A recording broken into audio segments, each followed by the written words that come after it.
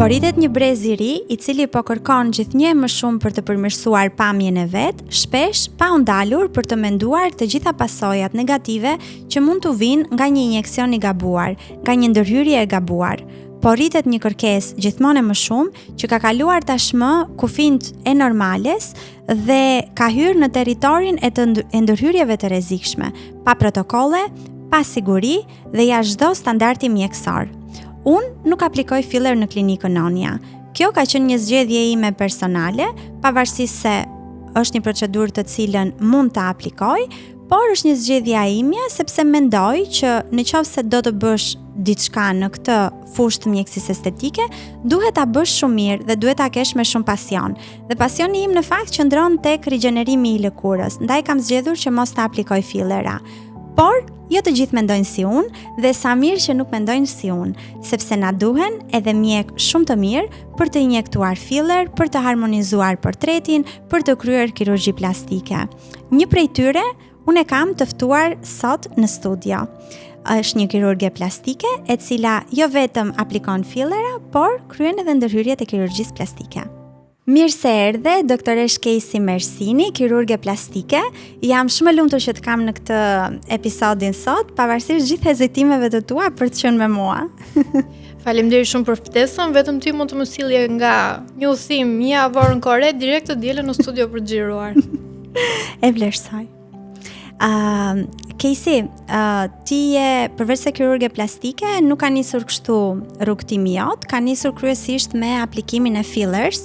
Dhe mendoj se je të paktën në gjykimin tim, je një nga personat që bën buzët më të bukura në Shqipëri, jo për të bërë shefin, por realisht ky është mendimi im. Përpara se të nisim diskutimet e tjera, doja të sqaronim pak njerëzit sepse ka një konfuzion midis fillerave dhe botoxit, çfarë është filleri në të vërtetë dhe kur është e nevojshme aplikimi i tyre. Dhe pse jetojmë në epokën digjitale, prap njerëzit kanë mungesë informacioni dhe vinë në klinikë dhe janë pak konfuz se çfarë duhet të bëjnë. Fillerat janë produkte biokompatibël, kryesisht në përbërje të acidit hyaluronik të stabilizuar, që përdoren për korrigjimin e defekteve të indeve të buta.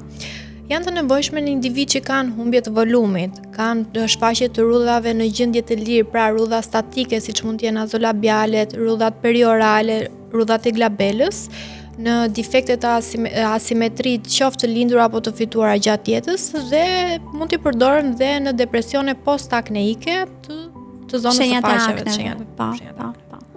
Doja të pyesja, cila ka qenë gjëja ose cila është gjëja më e keqe që mund të na ndodhi nga aplikimi i një filleri, sepse shpesh i shoh pacientët që drejtohen për të bërë një filler, sepse mendojnë që është thjesht një prekje gjilpore, diçka që nuk ka asnjë komplikacion, por çfarë mund të ndodhi dhe çfarë mund të shkojë keq nga aplikimi i një filleri?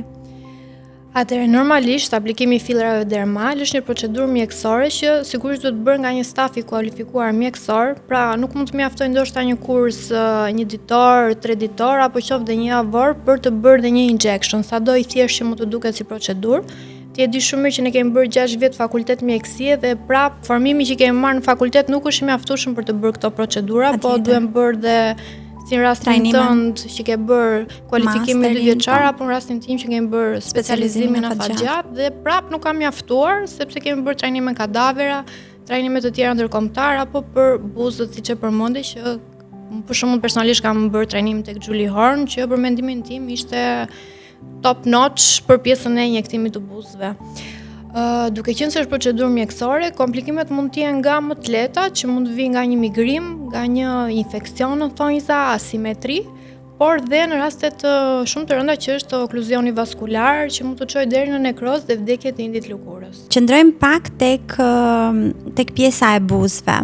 Unë kam vënë re që disa pacientë që i kam nisur tek ty, që mund të mos kenë qenë të punuar shumë bukur, shumë të harmonizuar, e kam vënë re që gjithmonë nuk e kërkuar që duhet shkrir në fillim ai filleri i aplikuar që më pas të punohen sërish nga e para. Pse është kaq i rëndësishëm ky procesi i shkrirjes së një filleri të punuar keq, dhe pse nuk mund të punojmë direkt mbi të? Në raste ku kemi migrim shumë të theksuar të fillerit, patjetër që duhet bërë dissolving, pra aplikimi i hyaluronidazës për ta kthyer buzën në gjendje fillastare, sepse nëse unë do vazhdoj do aplikoj përsëri në një buzë të migruar, ajo krijon si një xhep komunikimi dhe filleri që unë sado mirë unë apo një injektor tjetër do ta aplikoj, ka tendencë të lartë përsëri migrimi.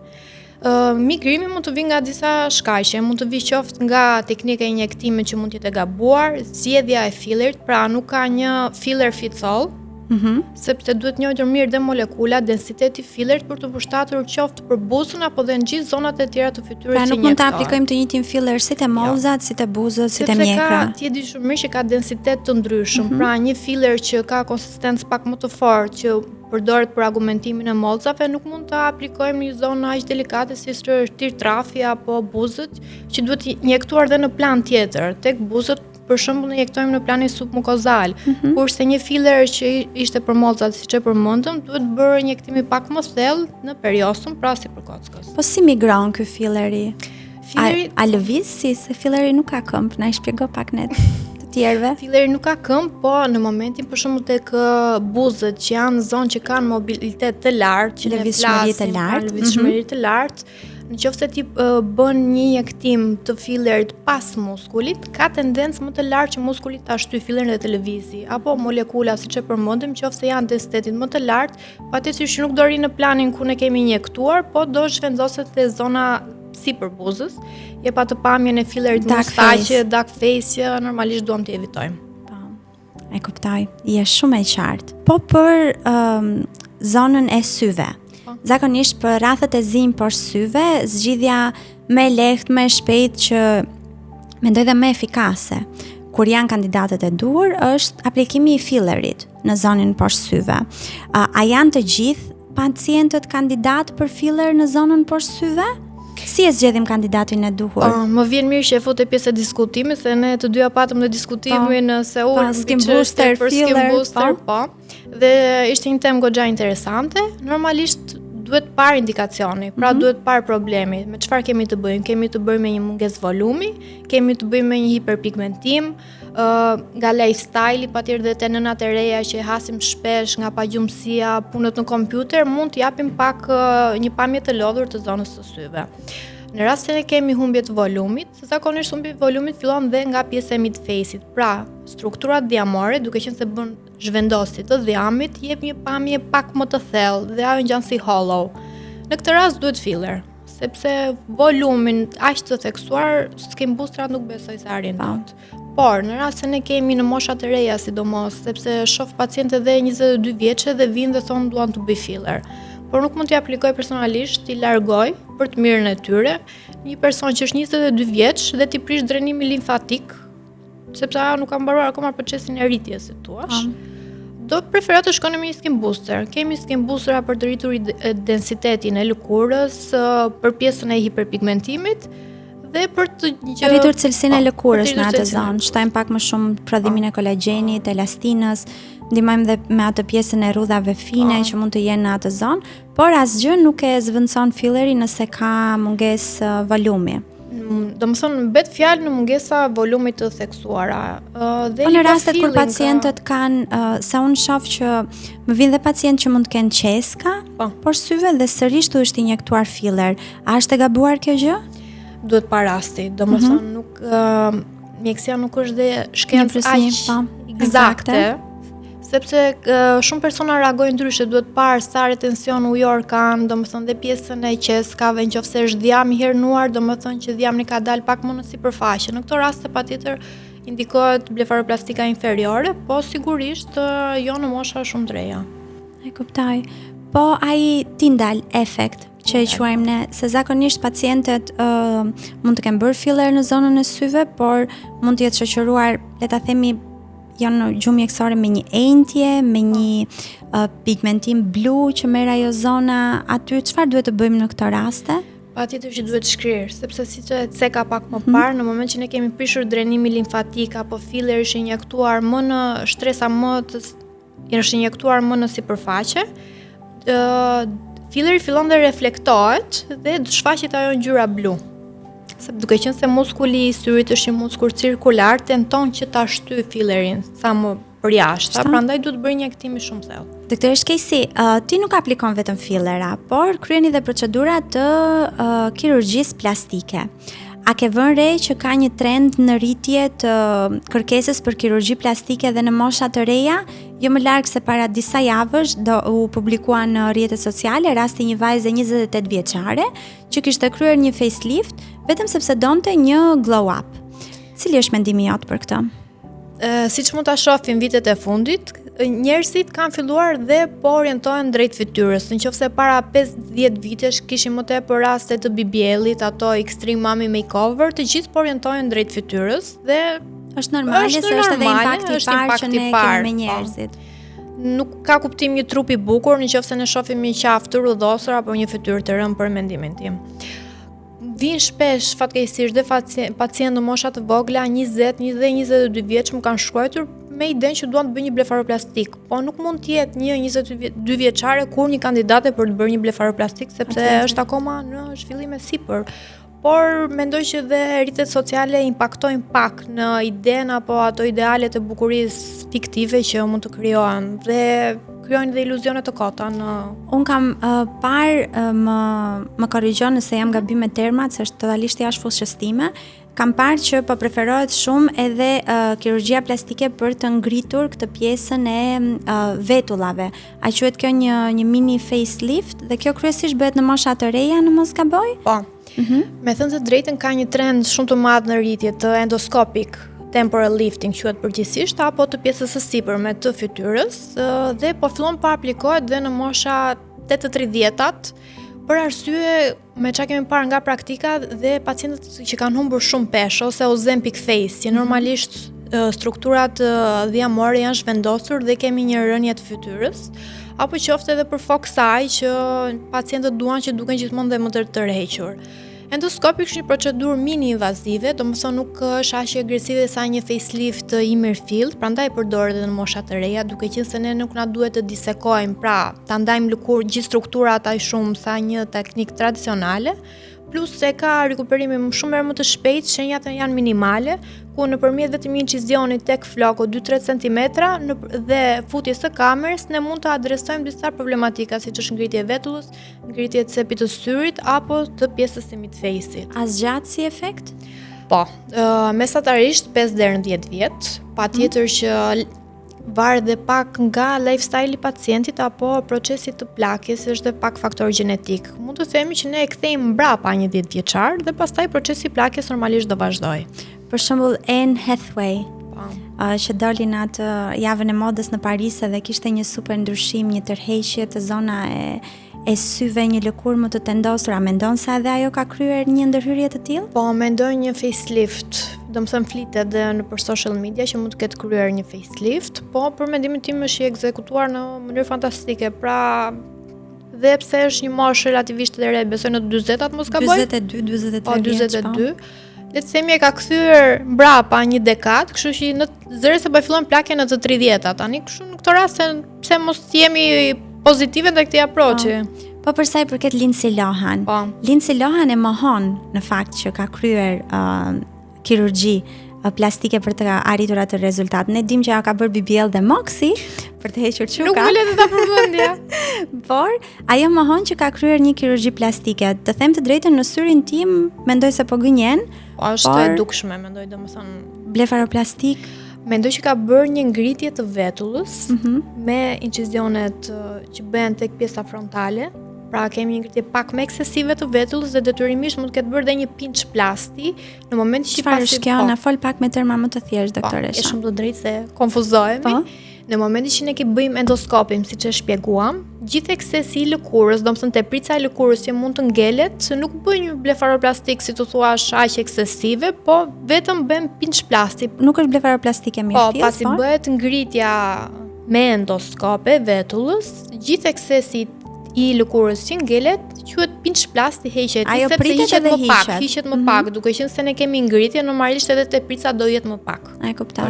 Pra këtë mund të ketë bërë Lindsay. Interesante. Dhe mid facelifting mendoj. Po dhe kualiteti i lëkurës, domethënë duket që ka dhënë një ndryshim radikal, themi. Po. Edhe e ka pranuar që ka bërë BBL dhe Moxi. Po. E kam me video. Megjithatë, më e famshmja nga gjitha këto ndërhyrjet e kirurgjisë plastike ishte facelifti i Kris Jenner, që sorollati një botë të tërë se kush ishte kirurgu, detyruan se kirurgu donte që të lihej në komplet në hije, mos të bëj i famshëm, pastaj ju atribuaj kirurgji plastike një kirurgu tjetër dhe Kris Jenner u detyrua të thoshte emrin e kirurgut që e kishte operuar. Ke ndonjë ide pak a shumë sa mund të ketë kushtuar ai facelift i Kris Jenner? Normalisht procedura e faceliftit është procedurë është nga kirurgjitë plastike më të vështira për të realizuar dhe besoj se duket paguar një shumë të majme, siç mund të kemi dhe Andrew Giacomo që e di që chargjon diku te $100,000 mos gaboj për një facelift, kështu që besoj diku në ato ujëra. Edhe mjeku i Kris Jenner pak a shumë në këto diku te $150,000. Edhe ka bërë lower facelift. Po ta shohim te pjesa e mesme e fytyrës, nuk është se ka ndonjë ndryshim, po vetëm tërheqja e platizmës, e muskulit të qafës, i ka dhënë një impakt shumë të madh sepse ikën ajo turkey neck, që është ajo lëkura e varur poshtë. Sa kohë zgjat një facelift tek një moshë pak më e madhe, le të themi mbi të 6 vjetat? Thash, mesatarisht është 10 deri në 12 vjet, po varet pak dhe nga gjenetika dhe sa i kujdesshëm është pacienti pas, sepse a mjafton vetëm që të bësh këtë faceliftin dhe pastaj trish në diell dhe mos të bësh asnjë shërbim për lëkurën, apo duhet mirëmbajtur dhe cilësia e lëkurës? Sigurisht, cilësia e lëkurës është thelbësore për të mbajtur dhe rezultatin e faceliftit, pavarësisht se punohen shtresat e thella të lëkurës, domethënë dhe facelifti ka kaluar evolucionin e tij ndër vite. Në fillim kishim skin only facelift, pra ishim vetëm lëkurën, më pas ka kaluar në plikatur, pra lidhje të smasit, që është shtresa që vesh muskulaturën, dhe deri në deep plane facelift, ku ne futemi më thellë dhe shkëpusim gjithë ligamentet që e mbajnë strukturat e lidhura me njëra tjetrën. Kjo quhet dhe deep plane facelift. Normalisht është më i vështirë dhe prandaj edhe në Amerikë sigurisht që chargjojnë. Kushton më tepër, e kuptoj. Pra ne folëm që kirurgji plastike mund të kryejnë që moshat 30-35 vjeç, mbi 60 vjeç. Endoskopik. A ka një moshë ideale? Me thënë si e zgjedhim në një pacient që është kandidat për kur është gati një pacient të kryej një facelift? Në pacient që kanë shumë rënje të strukturave, të volumit, që duket një pamje shumë e varur dhe për moshën e tyre, se është dhe pak faktori gjenetik që ne nuk e shmangim, plus që jemi një zonë mediterane dhe normalisht pacientët edhe ekspozimin në diell, e vëre edhe çdo ditë në praktikën tënde ku shef që kemi të shfaqje të melazmave dhe sigurisht që impakton dhe tek lëkura. A ke pasur ndonjë rast kirurgjie plastike që mund të mos ketë shkuar ashtu siç ke dashur ti? Mund të them që kam pasur një rast që nuk ka shkuar siç kam dashur, por kemi pasur raste që ku ndoshta pacientët nuk kanë pritshmëri realistike për dhe sa mund të arrihet, sepse gjithmonë fillojnë, edhe pse mund të kenë bërë një ndryrje kirurgjikale, treshim lëkurën për të ngritur vetullun më shumë, por duhet të jenë edhe pak më me këmbë në tokë, si të thuash dhe për pritshmërinë, sepse ideja është mos teprohemi apo të bëjmë një botched face, pra një fytyrë e shpërfituar nga ndryrja plastike. Ne folëm dhe u përqendruam kryesisht te facelifti, duke qenë se është edhe trending për momentin, po aq trending është dhe liposuction. Po, nga procedurat më të vjetra. Më të vjetra dhe besoj akoma më të kërkuara. Është përveç se trendit në rritje dhe aplikimit edhe në Shqipëri, që po e shohim shumë shpesh, por kam vënë re që liposuctioni jo domosdoshmërisht kryhet në qendra spitalore ose por ka filluar kryhet edhe në kushte ambulatore. A është e sigurt kjo për pacientët të kryhet një liposuction në qendra ambulatore dhe jo në sterilitet siç duhet? Të jem e sinqert, ajo që më shqetëson më tepër është që shoh dhe rëndom që nuk kryhet as nga kirurg. Ndoshta kemi kaluar pak ato limitet tek profesionit.